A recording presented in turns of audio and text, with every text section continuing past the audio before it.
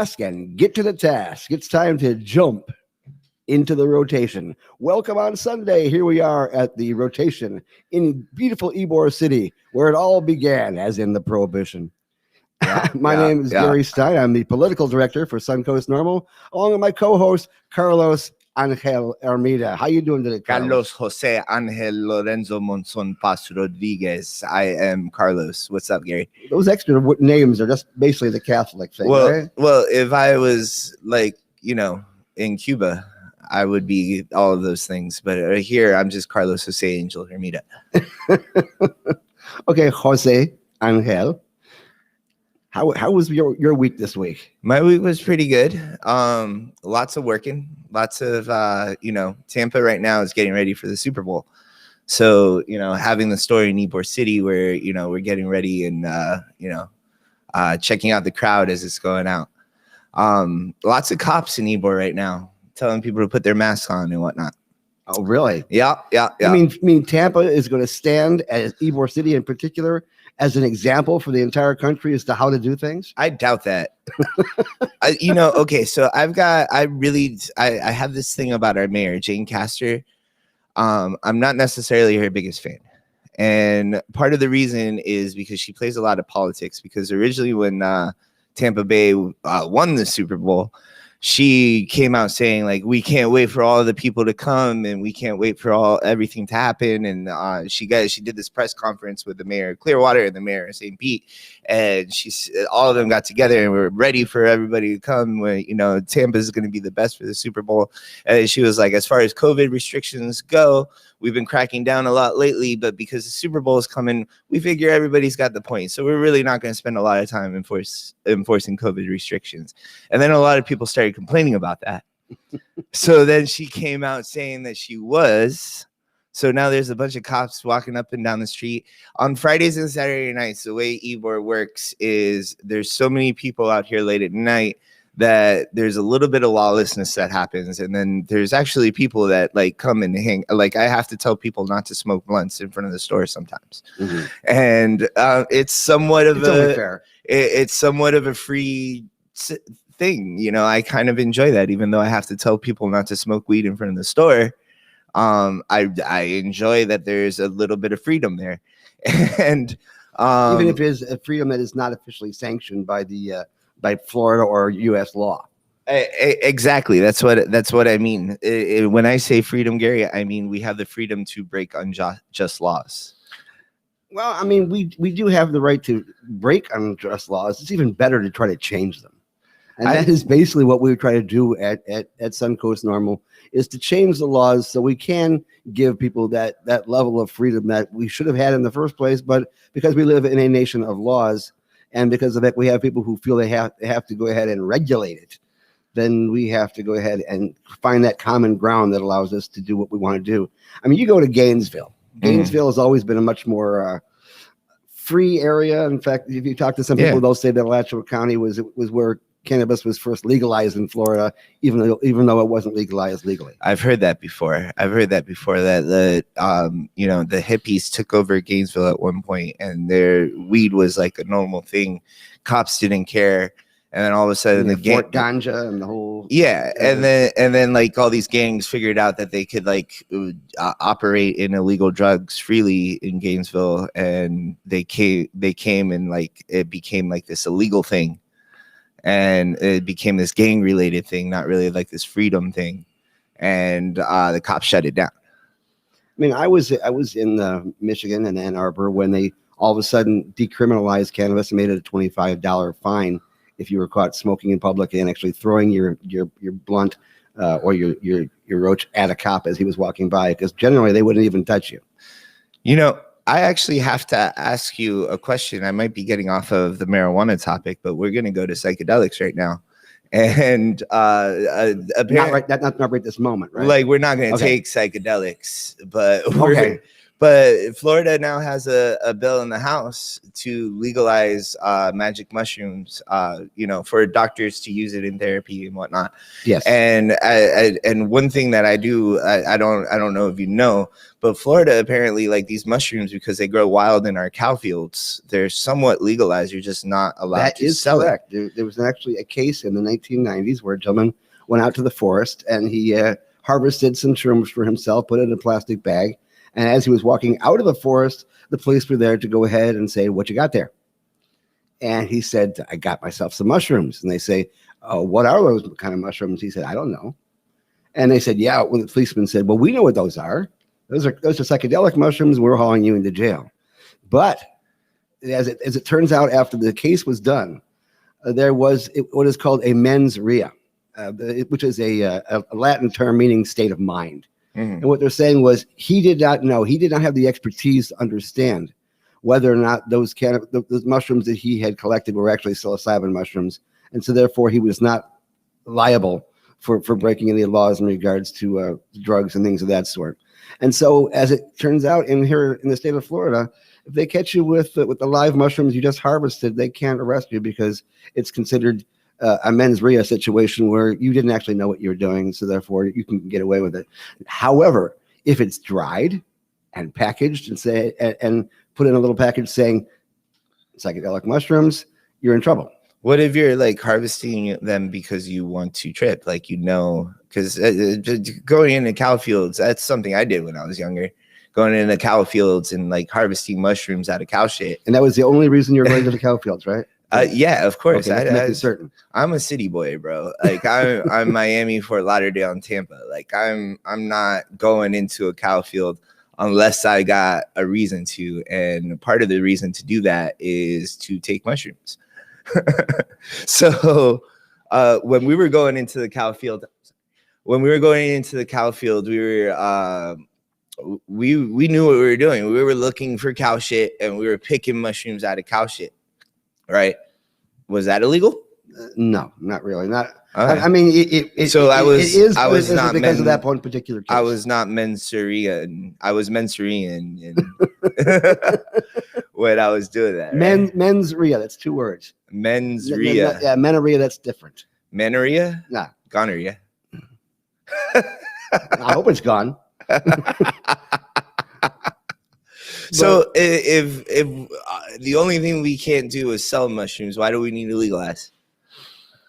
Well, if you sell it, then again you might be guilty because you're selling it as a psilocybin mushroom and not as a white mushroom to go ahead and saute and throw on top of a hamburger. That said, I mean there are thousands and thousands of species of mushrooms.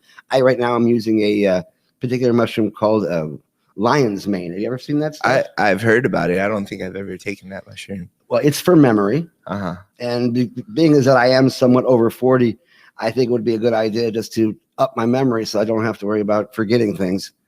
And it's a very tasty mushroom. It's bizarre in that it looks like tasty? A giant white hairy thing. And especially when you have fresh mushrooms on a salad bar. Yeah, and that kind of fresh taste to it.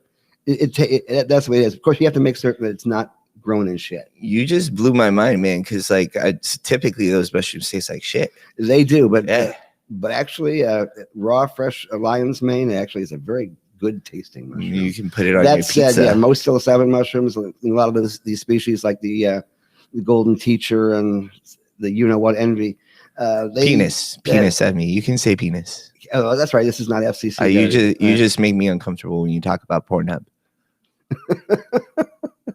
But the fact is, those do taste somewhat horrible. And I'd gotten a great recipe to put it in this blue tea. I forget the name of the flower now, but it's interesting stuff. Or throw it in peanut butter, throw it in crackers, that kind of situation.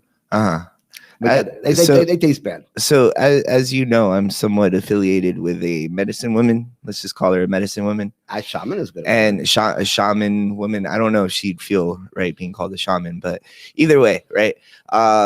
So she did. You're familiar with ayahuasca, right? Yes.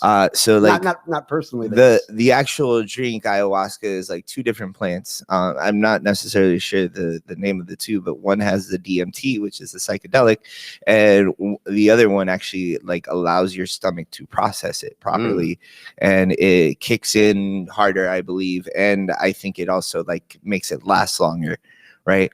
She mixed that plant with psilocybin, with magic mushrooms, dude.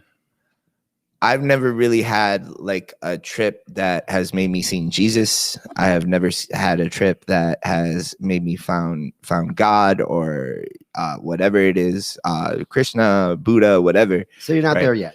Maybe not. Maybe I just kind of understand those things a little better than most people. But your agnosticism is showing. Okay. But here's the thing though, is like that, like, I was like in bed crying, curled up in the corner. I was like happy. I felt all these different emotions. I learned about myself doing that, and I'm just saying like this ayahuasca thing, awesome, awesome stuff.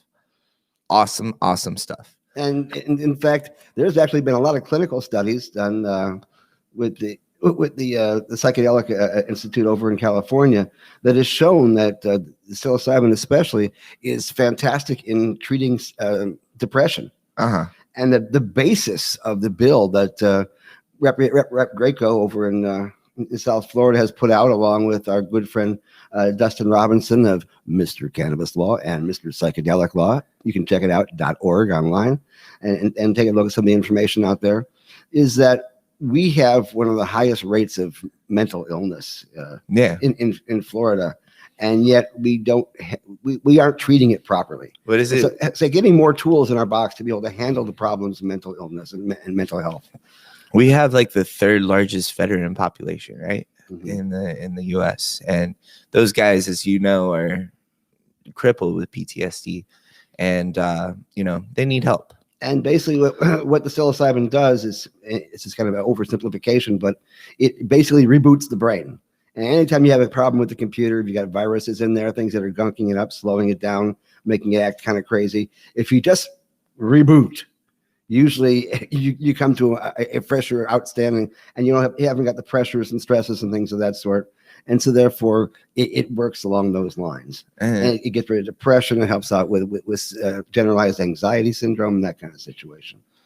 So I'm sorry to cut you off. Go ahead, Gary. No, you had something to say. And so we need to have all the tools in our box to be able to handle those kind of situations. And because of the fact that Florida is not what you call a liberal state, that if we are going to make at least one bold step in the direction of being able to use these substances to help with mental health, this bill is a good bill. It doesn't offer free legalization. It basically offers decriminalization, but only under supervision of a doctor who can make certain you have the right dose and things of that sort.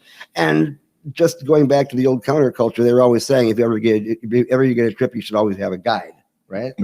And that's essentially what it is, only putting it into legalese. And when you put it into legalese, it seems very sterile, but that's just the way it is. And we are trying to fix all the laws in the state of Florida. Yeah. Not really. And that takes time. And federally, we may even get some movement this next year. The current administration has said they're going to make it a priority to work on the MORE Act and SAFE Act, although I have heard that we might not even get to the MORE Act until November. If that's considered a priority, so be it, because we have a lot of problems we have to deal with. But we have some great options. Now, the question is, should we automatically start acting as if it is already going to happen or already is happening? And that's a problem, not only what we have had, but a lot of people who have tried to get dispensaries here in the state of Florida. I know a number of cannabis licenses, MMTCs, that basically came here. They bought a license through a merger acquisition kind of situation to come here and take advantage of Florida as a adult use market. But that market didn't appear in 2017 or 18 or 19 or 20. But they're putting all their bets on right now, it coming in this year.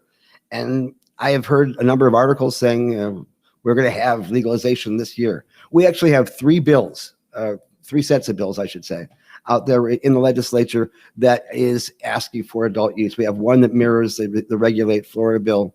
We have one that it came from the marijuana policy project that was done over in Ocala.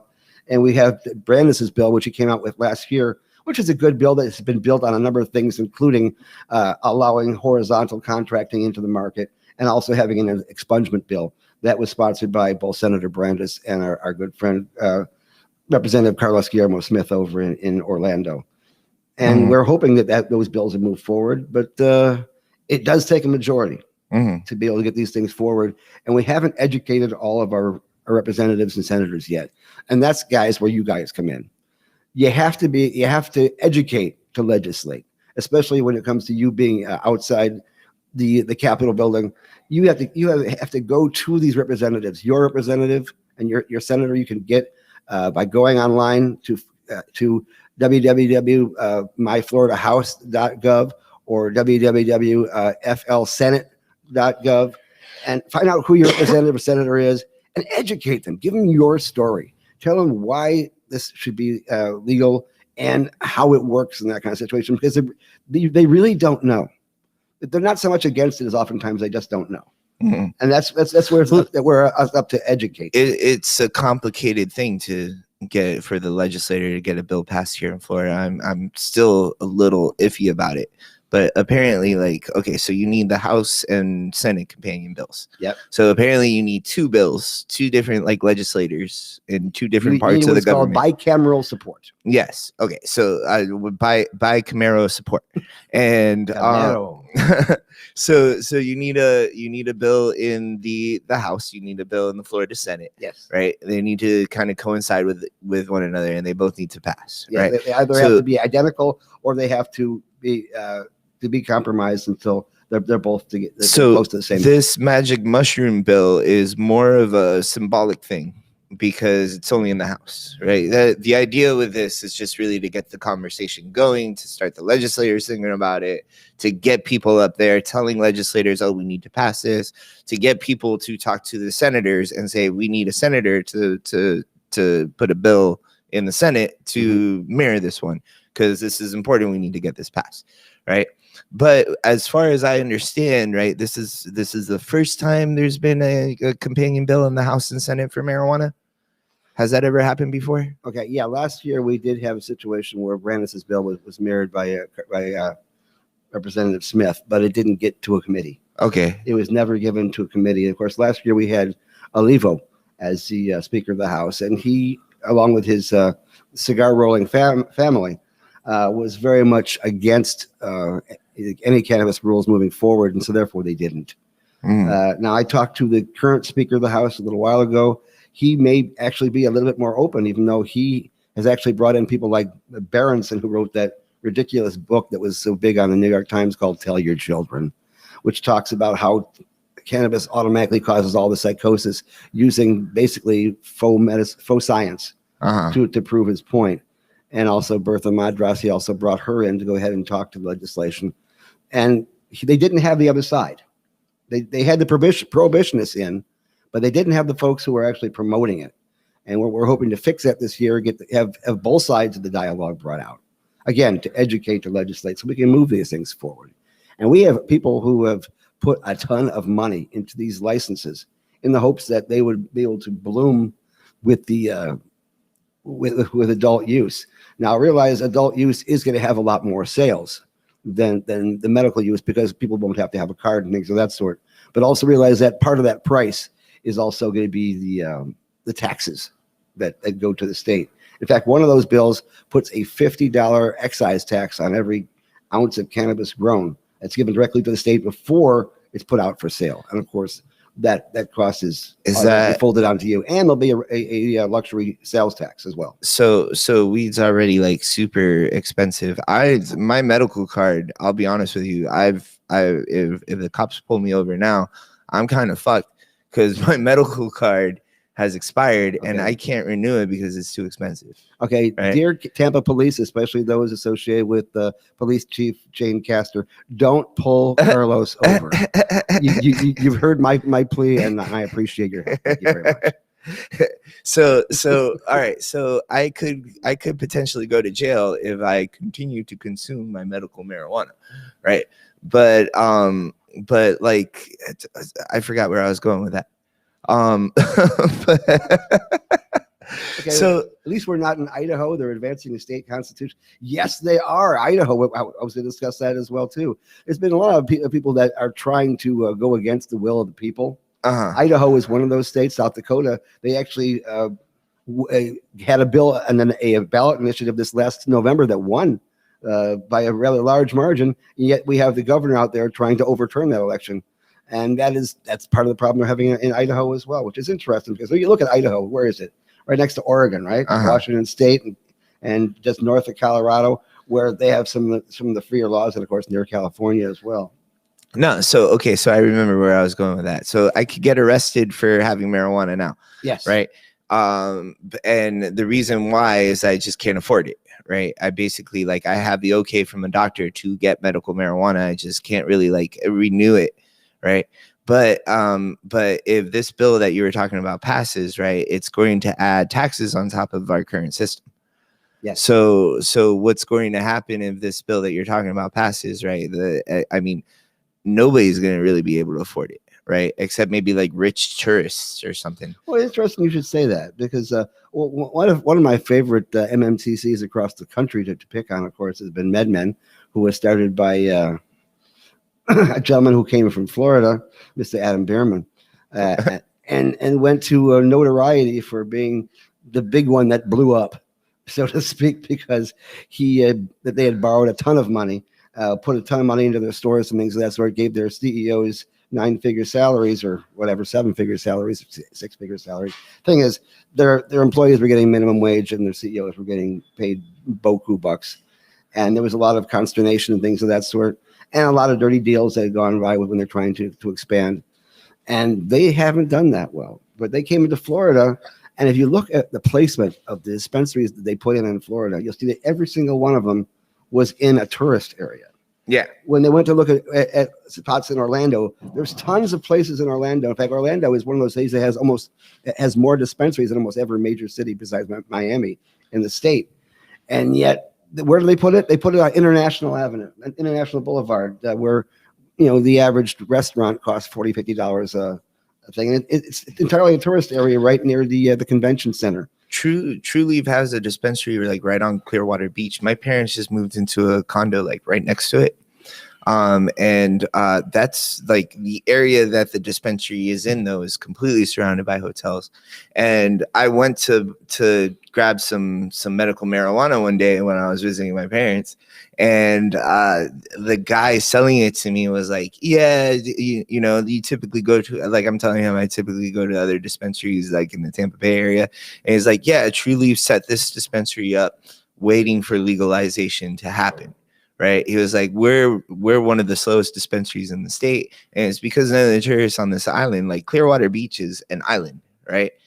I had Same thing with Key West. Yeah. I had to go over a bridge from San Key, where my parents live, to get into Clearwater Beach in order to get to that dispensary. It was pretty close. Yeah. But and he was saying that yeah, we're one of the slowest dispensaries in the state, actually, because nobody comes here. Nobody on this island is actually able to shop here. We're looking ahead. We're looking forward. We're waiting for adult use to happen. Truly's got enough money that they can pay rent. But but I mean, I think it's important to look towards the future here. And I think this is one of the first times that our legislator, I'm actually very hopeful that our legislator is just going to go and do it for us. I think they understand that it's inevitable at this point. And if it's not going to happen on the state level, it's going to happen on a federal level soon. And yeah, I think we may see legal pot very soon in Florida. Well, but the state is basically going forward, and a lot of people in it, with the understanding that we're not going to wait for the feds to go ahead and make it legal, because we don't know when it is. I mean, for the last 4 years, we had a president who was telling us that he was going to look into legalization. And actually, it was exactly the opposite that was going on in D.C. There was actually a committee that came out of the White House that was there basically to scrutinize state laws and find ways to pull them apart. And that was just the attitude of what was going on in Washington, D.C. at the time. Now, anytime you have anything go forward, you have to have a majority rule. And if you haven't got enough legislators on both sides to go ahead and move it forward, you're not going to mirror the will of the people. I mean, we know that Amendment 2 passed with 71.3% of the vote. No politician out there statewide has ever got 71.3% of the vote. I mean, you got it in certain counties, but never across the state. So there had to be bipartisan support. Mm. And the problem is, the makeup of the politicians does not always mirror the makeup of the people, especially when it comes to these kind of situations. And it shows when you have states like South Carolina, where they went ahead and they filed, they asked for legalization. I'm sorry, in South Dakota. So, and all of a sudden the governor turns around and says, no, we're not going to let you have that. And that's the way it was in Florida too, guys. I mean, we had a real fight on our hands throughout the entire 2017 and we're still fighting session to get this thing going, and we are still fighting. I mean, we only have 22 licenses in the state of Florida, and by, again, anybody who's tuning in from across the country, in Florida, not every dispensary has to have its own license. It's just every company has to have its own license. So all the True Leaf go under one license. All the Soteras, which are now called Parallel, are all under one license. Whereas if you were in other states like Nevada, et cetera, every single dispensary has to have its own individual license, even though it's many licenses coming from a particular company. So that's the way it works. We only have 22 licenses, and several of them are sitting around dormant right now. They're owned by companies who really aren't doing anything. If you go to their websites and you look, like for instance, one of them, The Source, which is a great dispensary out in Vegas, has a website here in Florida because of the fact that they picked up one of those licenses. And if you look at the site, it's actually the Nevada site. Yeah, they haven't even updated it to Florida yet. Mm. And other ones have, they have sites out there that say you can't purchase this yet, you can't purchase that yet, or we have all these strains, but they're all out of stock. And that's actually true, because they don't actually have them. Not like, other ones that actually pretend to have stock and don't have stock. But I digress. That's all part of being part of a free market that doesn't exist here in the state of Florida. A free market, of course, does not mean that anything you get there is free. But what it means is that people are free to compete against each other in an unlimited basis. And when people are actually doing competition, you actually have a greater variety of product, you have higher quality, and of course, we have lower prices. Capitalism. God damn. I love capitalism in all of its glory. The invisible hand, who happens to be holding a blunt at the time of the free market, is what should actually control things. Well, I don't know if Adam Smith was correct about the invisible hand. I'm still a little iffy about that. But well, I understand when Adam was writing, it was the 17th century, and I think Adam was very adamant about the fact that Mr. Smith, yes, Mr. Smith was very adamant about. Adam was adamant about the fact that consumers in a free market had to be educated. And this even goes into what's going on with Reddit right now. But I mean, like people are educated on the stock market. They realize that they can band together and use the stock market to screw over hedge fund investors, right? Look what's happening with cannabis. Look what's happening with magic mushrooms. We're educated on these things, right? Now it's the people coming back and saying that, this is good for us. This is bullshit that it's illegal, right? And we fight to legalize it, right? If we just let capitalism take over cannabis, like we did for tomatoes or peppers, we would have such a great. We grew tomatoes too at Medical Marijuana. That's right. Cute little reflective boxes.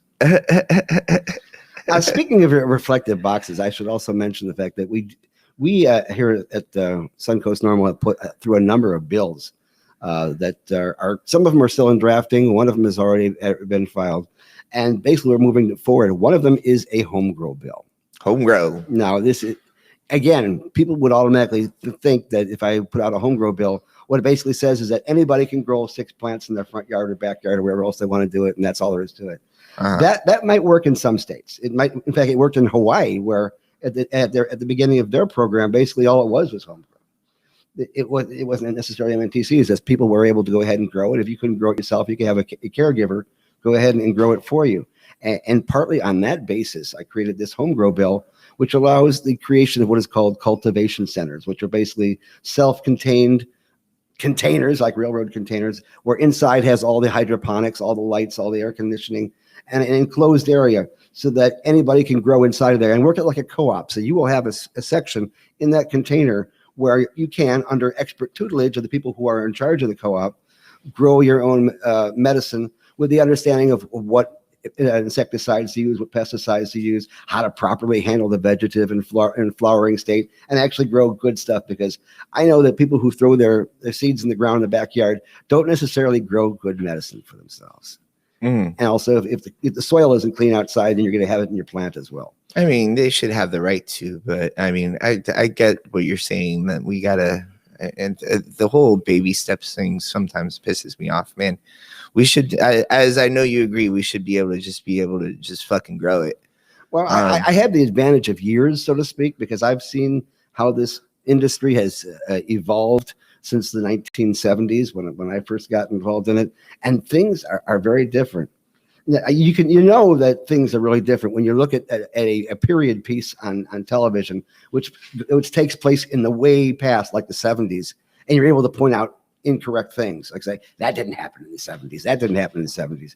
I was watching a show yesterday called Mindhunter, and it's supposed to take place in 1977, and this girl has a bong, and she actually lifts the bowl up, and there's no carburetor on the bong.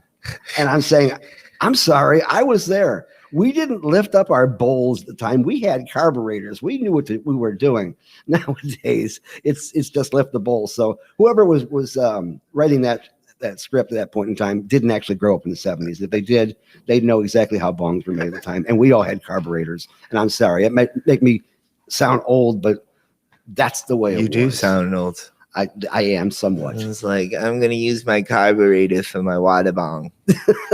That's my Gary impression. Do you still have like one of those acrylic pipes, like with the metal bowl?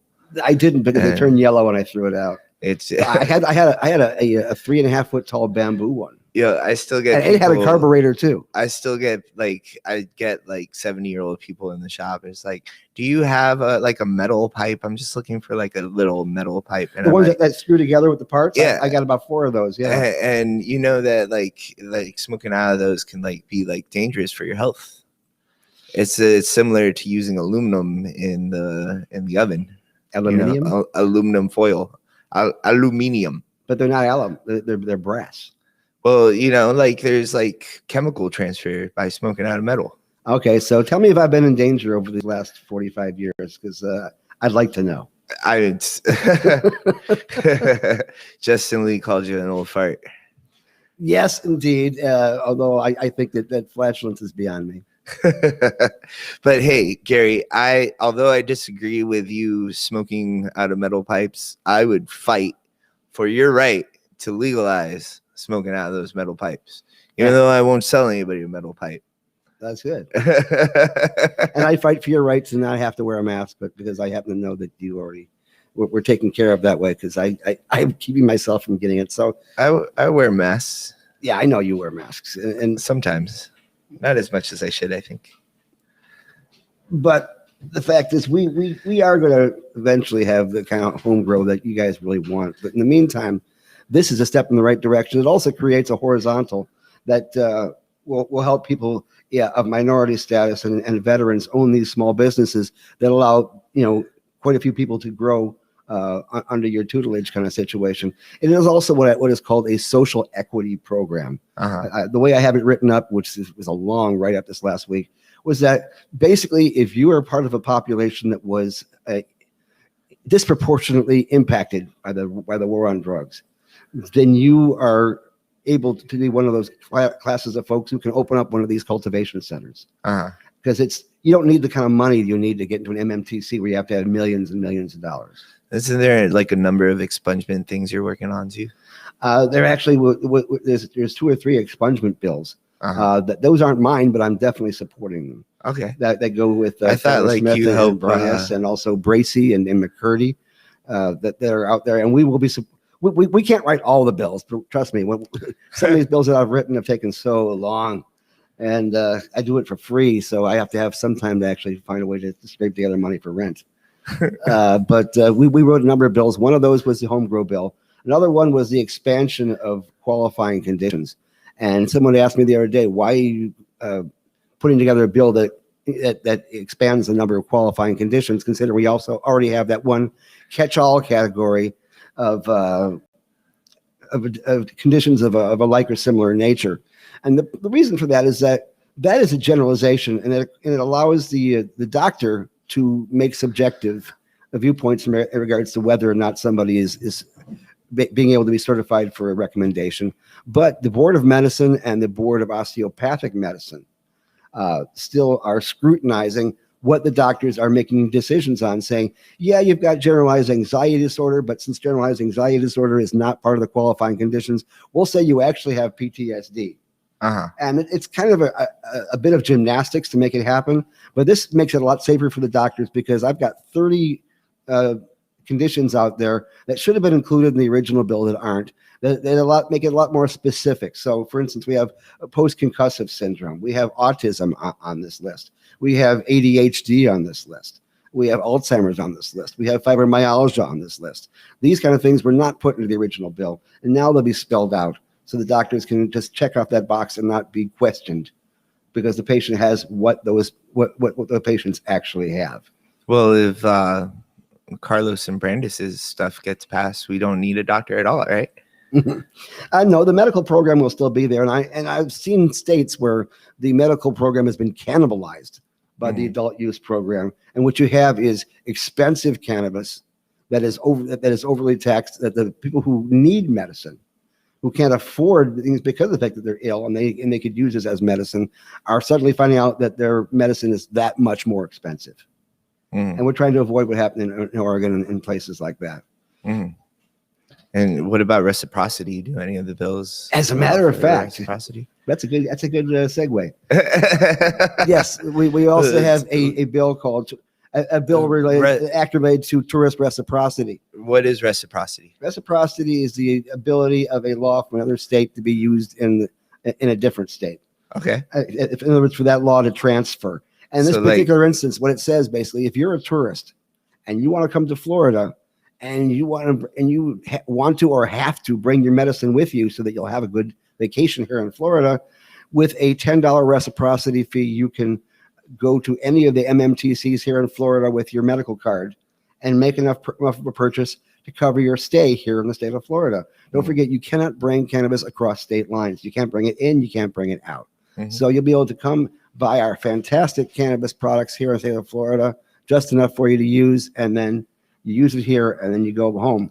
Because right now, people they're either driving into Florida, no matter how far they're coming from, so they can sneak it in their car and hope that it won't get pulled over, or they go through the airports and they try to sneak it through TSA, which is not easy because, like I say, you have to sometimes get those full body scans, and you have to come with excuses like saying, "No, that's not a vape pen in my pocket. It's actually a penile implant," something along those lines. No, that is not a nickel bag in my butt.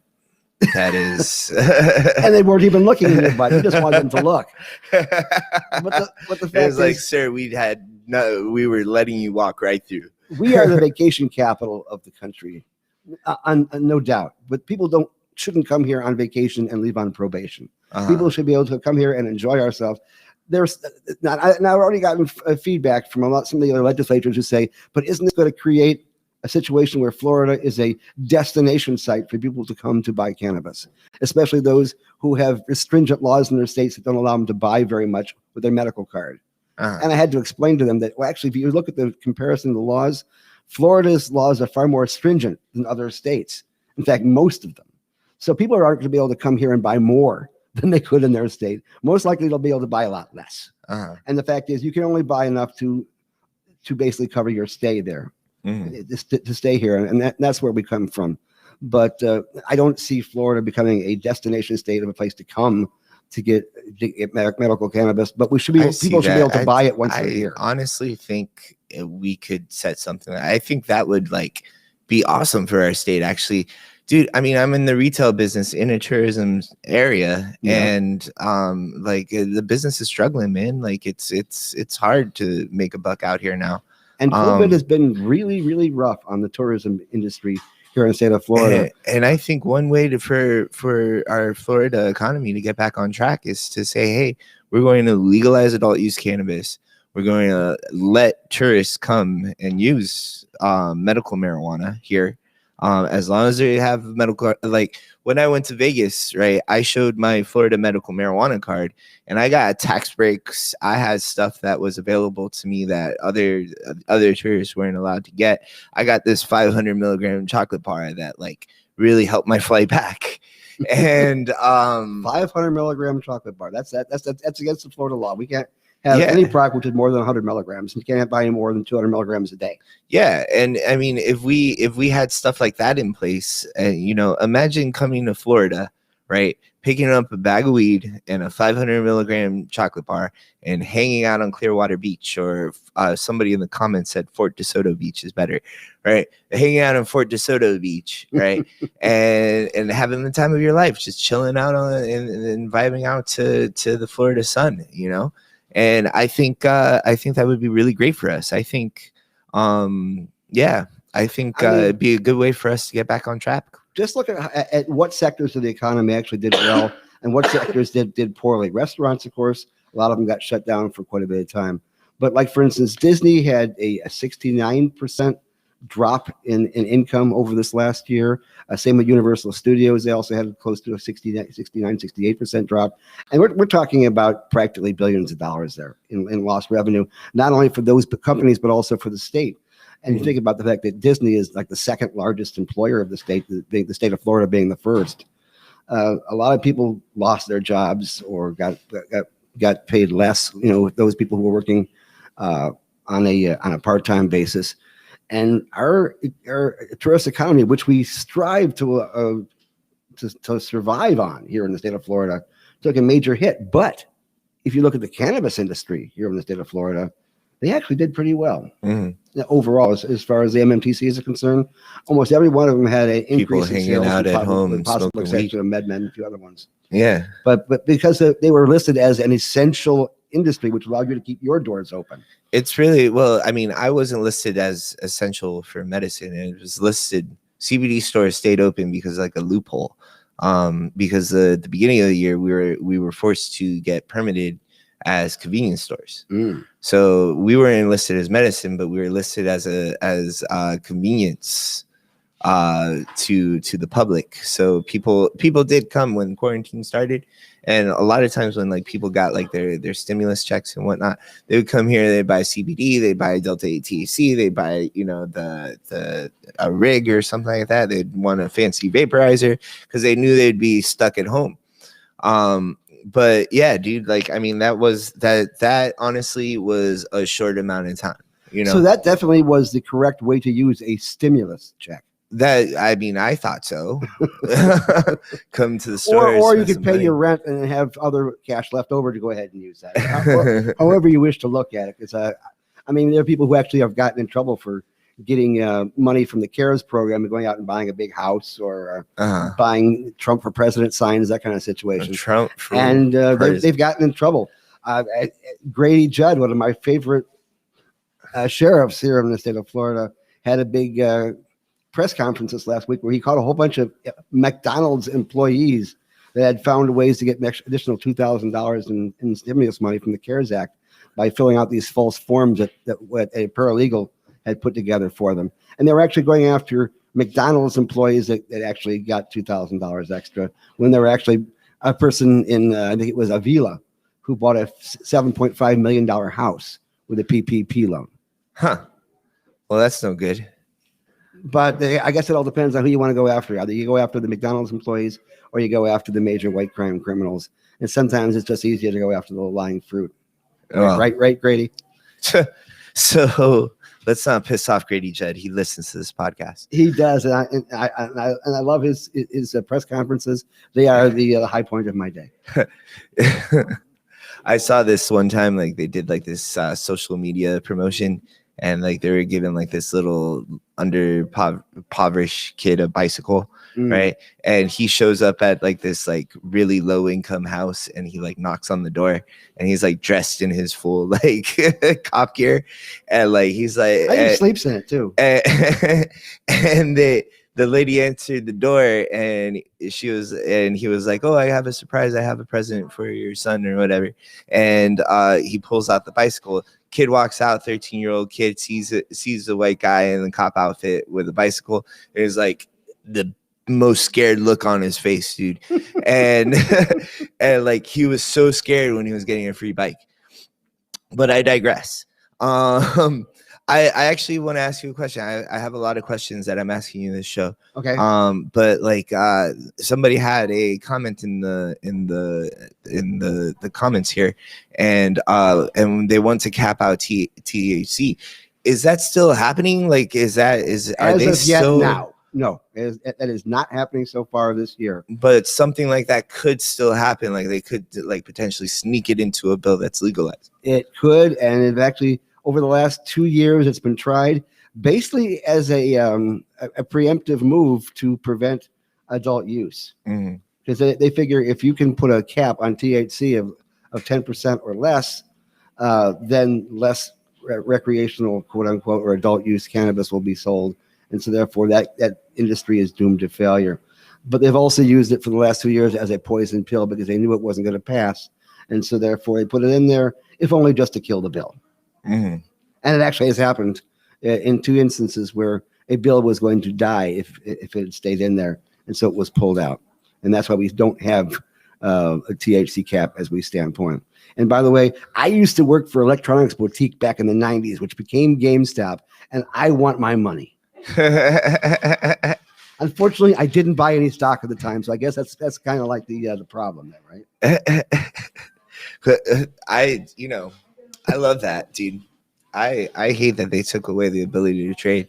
This is just typical of our government, man. Like, somebody figures out that they can get a leg up, they get educated on the system, and then they take it away. Yeah. Oh, by the way, Ron, Mr. Bennett, yes, there is a bill out right now in the Senate for veterans to be able to get their card without paying the fee. As of right now, I don't think it has a House companion, although it might, because a lot of the House bills have not been filed yet. That said, I think it should be amended once it gets going forward so that if a person is listed as disabled and on Medicaid and Medicare, a lot of times these guys cannot afford their medicine, and $75 is a hardship. And so I think that along with veterans, I think people on Medicaid and Medicare, like a number of friends we have here who struggle with their health, should be able to get access to that as well. That said, a lot of MMTCs had stepped up and gave $75 discounts on your first order, basically to cover the cost of your license. So one way or the other, either we do it through the private sector, we do it through the government. There are ways to try to mitigate that $75 fee, and we hope that it'll continue along those lines. She got a normal face mask. It's awesome. That is. So somebody should ring the bell. Ding. Okay. What he's talking about are these fantastic Suncoast Normal masks that you can buy on the website at suncoastnormal.org, as you see here on the screen, by either just buying the mask or becoming a member. And if we become a member, we have benefits up the wazoo. Like, for instance, this wonderful pin, which, by the way, makes a lot of great conversations at supermarkets. If ever you go into the supermarket and you're wearing this pin, people are going to come to you and they say, dude, like your pin, what's that all about? And sometimes if they're on the iffy side, I say, well, I'm Canadian. Yeah, and like, I'm from Canada too, man. Yeah, and that's a maple leaf. You're probably still a pothead. Well, if they know it's not a maple leaf, then it's a very good possibility that could be a stoner too. But you never know. but also, you get access to a lot of the information that we have to help change these laws and move these laws. And we need your help with every single one of these bills. Us just writing a bill and having it filed is not enough. We have to convince enough legislators to be able to vote for those bills to move them forward. And for that, we need your stories. We have a bill called the Employee Protection Bill, which basically states that if you are an employee and you happen to have a medical card, you can't be fired for having that medical card, or you can't be denied employment for having that medical card. And we would like to hear stories from you guys if any of you have ever been impacted in that way. My own daughter had that happen to her. She had gotten into a car accident and had to go ahead and get a drug test, which was part of their policy. And she said, well, I have a medical card, right? They said, well, actually we did, but we were ignoring it at that point in time. Now we can't. So now we want you to go ahead and cut up your medical card and never use it again, and be subject to weekly testing on a random basis. And at that point in time, employers can do that if they have a drug-free workplace situation. I have a gentleman who lives over in the I think Polk County, and he actually was dying of Crohn's disease. He actually was in a hospice at 79 pounds and didn't have much time left to live. They already removed a good portion of his lower intestine and basically chopped the heck out of him to try to get rid of this Crohn's, and it wasn't being let away. And his wife, to her imminent intelligence, had said, I know you said, I asked you years ago to stop smoking cannabis, and you did, but if this might work, go ahead and try it. So she went back to his old guy on the corner, because this was before we actually had a legal market, and actually got him some medicine which he smoked out in the garden area of the hospice. And he ended up being in the hospice for 4 months before being released back home. Usually in hospice, you don't get released back home. You get released to the funeral home. And he not only went back home, but he also went back to work operating heavy machinery, basically taking his medicine in capsule form at night. So he was not affected at all. And he was only judged by his performance at work and not based on the fact that he had a cannabis card. And it helped him get to work. It helped him actually to support his family and become and continue to be a taxpayer. So it's important. So if you have any cannabis stories like helped this, me get a bunch of college degrees actually, but I couldn't have done graduate school without cannabis. I stand by that. Well, I mean, for the last couple millennia, cannabis has been used in a lot of religious ceremonies, and so you having had a degree in theology, I think it was admirable that you were using cannabis at the time, because obviously you were in groove with that whole reaching out to God like thing. I mean, actually, I was very Catholic when I was studying religious studies and philosophy. I was also very high, but you were able to commune with God more than most of us. Or I was talking to myself. One of the two. Well, sometimes I have some of the best conversations that way. I rarely disagree with myself, which is always good because it makes things so much easier. So we went through like a bunch of different stuff that's happening in the Florida legislature. Is there any way that you can give just a quick list? Is there any way you can do that? Well, we tried to do that during the normal meeting, and it proved difficult. Yeah, it is, because it's a lot of things going on. Okay, but the thing is, for the people watching right now, the best thing for these bills to progress is for them to actually contact their legislator. Yes. Right. So what should they contact their legislator specifically about is what I'm going to talk about. Here's what I want you guys to do. Now, I mentioned these two websites before, www.flsenate.gov and www.myfloridahouse.gov. You can go to either of those sites and you can do a search for bills from the current 2021 legislative session and use the word either marijuana or cannabis as a keyword. You have to try both of them, because some bills only have the word marijuana, some bills only have the word cannabis, and that's because they still haven't quite gotten that straightened out. The fact that cannabis should be the word in law and medicine, and marijuana every place else. Say common marijuana use. Because we're not racist against Hispanics. They can't even spell it right. They keep on using an H in there instead of a J. Yeah. And we all know that you can't a H in the Spanish language. Yeah, it's silent. It has to be a J, so you have a My last name is Hermida. That's the way the gringos say it. But when Hispanic people say it, they say Edmida. They don't even pronounce the H. And if you were the Son of God, you'd be Jesus, and not Jesus, because of the fact it's a Spanish word. but we digress on purpose. We have a lot of bills that are going through, and I'm going to try to give you a quick synopsis off the top of my head. We have 3 adult use bills. Again, and they are slightly different, and you want to go ahead and take a look at those sites and check out those 3 bills. One of them is 150 pages long. That's the one that came from the Marijuana Policy Project and is being sponsored by Representative Hinson over in Ocala. Brandis's bill and Carlos's bill is they're identical and they're easy to read. They're only like about 70 pages. And then we have the third bill that was put out by Gary Farmer out in South Florida, which mimics the Regulate Florida ballot initiative, which is still waiting along with the other MILF bill to be actually approved by the Supreme Court. And by the way, this upcoming week is the 1 year anniversary of the oral arguments for Regulate Florida, and then a few weeks later after that, the MILF bill. So it's been a year that the Supreme Court has had it in their hands, and they still haven't ruled on it yet as to whether or not it can be allowed as a ballot initiative. So that's why they have these other ballot bills put out there. There is also the bill from Janet Cruz, which basically states that you could have, if you have a veteran, you can get your card for free. Brandis has another bill which actually reduces the number of visits you have to go to your doctor.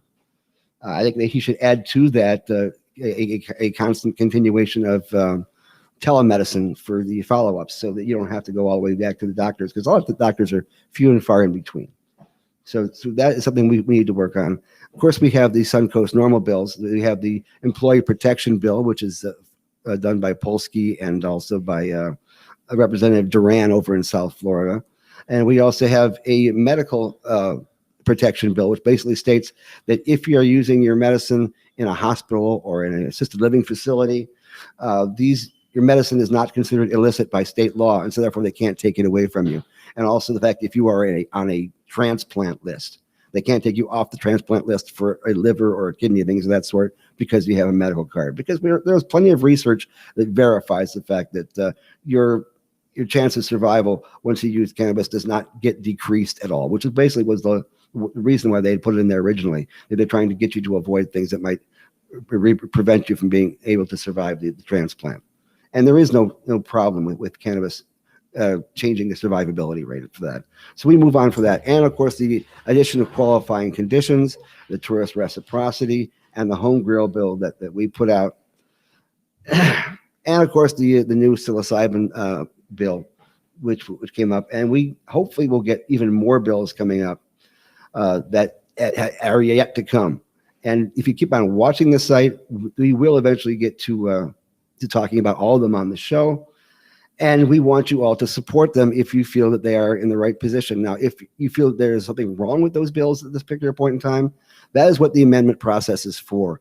And bills go through several committees where people are allowed to go ahead and give public testimony, explain to legislatures, this is a fine bill, but this is one tweak that you should consider making. And okay, all these bills are on the websites that I have, flsenate.gov, yeah, myfloridahouse.gov. Yeah, right? go ahead and can you find out who your local legislator is? Yes, in fact, each one of those sites has a find my representative, or find my legislator button, where you click on that, put your address in, and pop, there they go. When you go to Tallahassee, I know you talk to everybody, right? And ideally, everybody should. Even the guy who shines shoes, yes. He ran for governor a couple of years ago, which is brilliant. Really, that's actually pretty cool. But okay, so like I know that like you literally make. And sometimes you do it with us, sometimes you do it by yourself, but you literally make appointments with just about every legislator you can. Yep. And you go and you sit in their office. If they send the aide out there to talk to you, that's fine, right? But a lot of times you actually do get to talk to the lawmakers, right? We can't, we're realists here. We know that everybody watching the show is not necessarily going to do that. Right. But should they maybe email as many legislators as they can, or is it okay just to, see who your rep is? We are so used to using emails so often. Uh-huh. But what I have found is that if you email a representative, it goes into that inbox. They often get so full of other emails, it may or may not actually get read. What they do read are the physical letters, the pen and paper. If you remember how to do that kind of thing, or you stick your piece of paper in a typewriter and type it that way if you want to do it that way, or you can even print up a letter that you do on your computer and send it to the representative. Yet it has a better chance of being read. Really? Absolutely. And if you can get in a phone call, at least to the legislative aide, and sometimes to the actual one. And some of them are actually doing Zoom calls this year because they actually have cut down on appointments. Okay. So if you can't get to Tallahassee, there is a possibility you can get a conference call or a Zoom call in to a legislator, which is a good thing. Uh-huh. So, okay. But the more faces, the better. Yeah, do whatever you can, guys. I mean, if you can make the phone calls, I think that'd be nice if we just like, I'm gonna like make it a point on like a Tuesday when I'm not doing much, right? Just to get on the phone and call as many offices as I can. That is an excellent idea. I think that'd be easier actually than writing an email. I mean, it would be easier if they read all their emails, but I can tell you for a fact that a lot of those emails don't get read. And the more emails that come out, the more time that we try to flood their inboxes, the less chance those emails will get read. Yeah, that is just the nature of it. If you talk to any legislative aide from any office in Tallahassee or even in Washington, D.C., they'll tell you the same thing. If you want to talk to your senator, if you want to talk to Marco Rubio, you can't go to his office. You can go to USF and go to his office, but he won't be there. And chances are you'll talk to a legislative aide who may or may not put that information. Remember when we went to go speak to DeSantis in his office?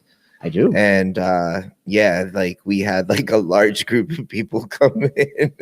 I mean, it was during lobby days, and like we were congruent with I think with Florida Can. Yeah. But sometimes I mess up their name, but and we just all kind of rolled in there, and like we had like 10 people, and DeSantis didn't care to talk to us. He didn't show up. His aides were there. And I remember the lady was like actually pretty scared seeing all the potheads walking into their office. And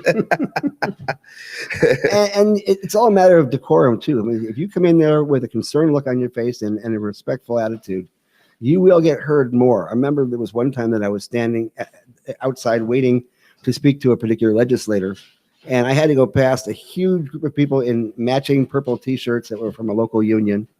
And they were out there and they were shouting things of that sort. And they file out of his office, and I go in next.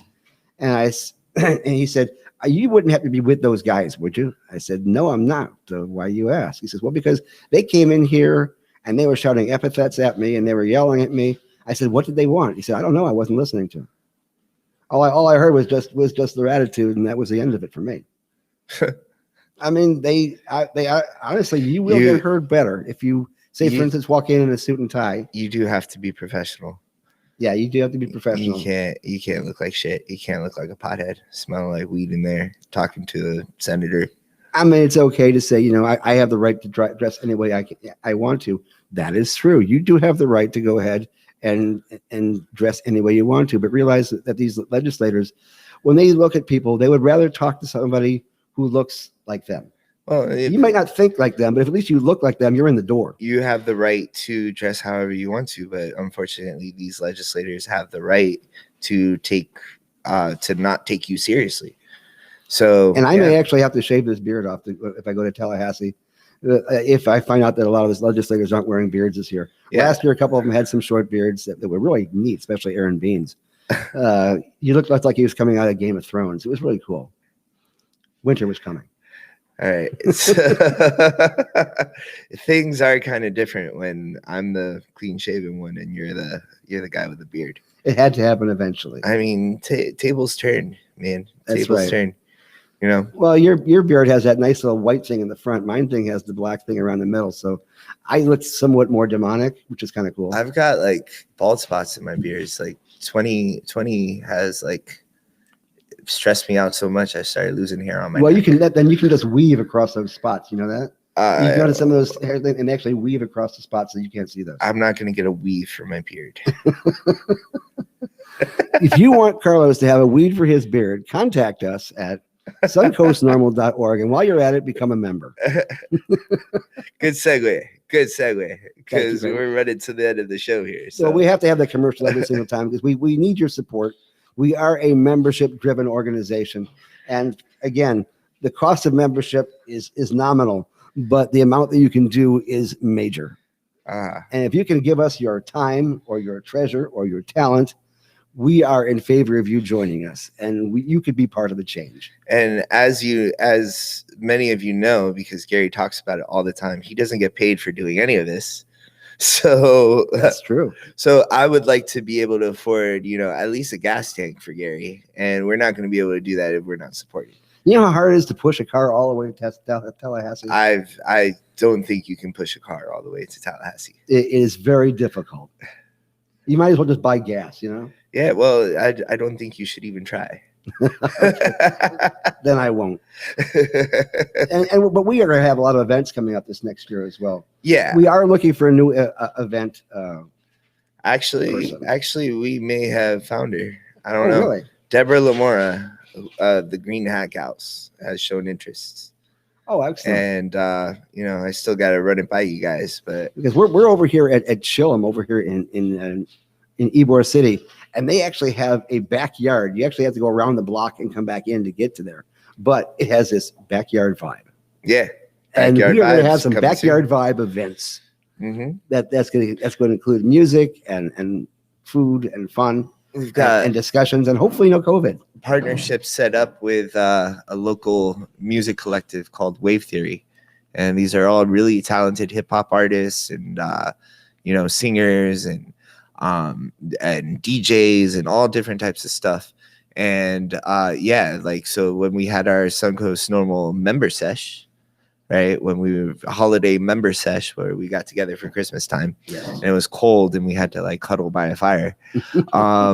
But yeah, these artists came, and they're hungry, talented artists that just want to be heard and just want to do their craft, and they donated their time and their music to the event, and we had a really, really fun time.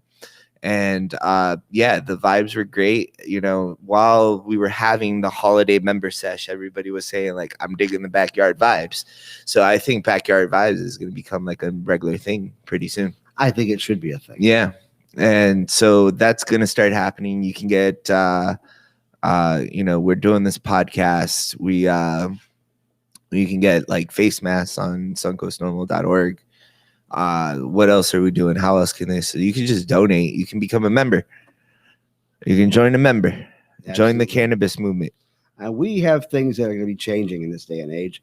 We actually might eventually have consumption lounges, so you can actually smoke the actual THC stuff, your medicine, outside of your home. Right now, it is illegal to smoke your medicine outside anywhere except for your home or some kind of a private facility. And again, you have to have permission from the person who's there. But generally, any public use here in the state of Florida is illegal.